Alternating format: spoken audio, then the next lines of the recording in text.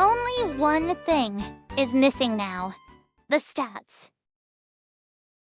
The stats of a Pokémon are the most confusing part about Pokémon because there's so much to pay attention to. Every Pokémon has base stats. Tatsugiri, as an example, has this stat pool, with its special attack being the highest.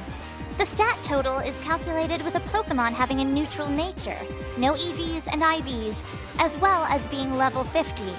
The nature of a Pokémon does increase one stat by 10% and decrease another by 10% too.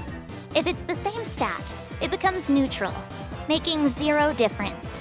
The EVs and IVs are a bit more complicated, but let's imagine this. EV, or effort value, raises your stats by defeating other Pokémon, or taking in some drugs.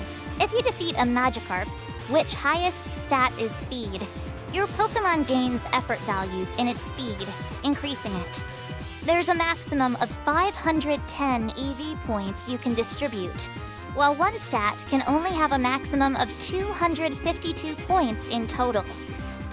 If you calculate right, you notice there are still 6 points you can distribute, so don't forget them.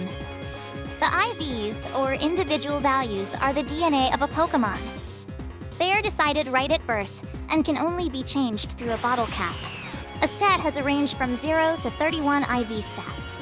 Optimally, a Pokémon has 31 IVs in every stat. One IV point gives a Pokémon one stat point in its respective stat, while 4 EV points give a Pokémon one stat point in its respective stat.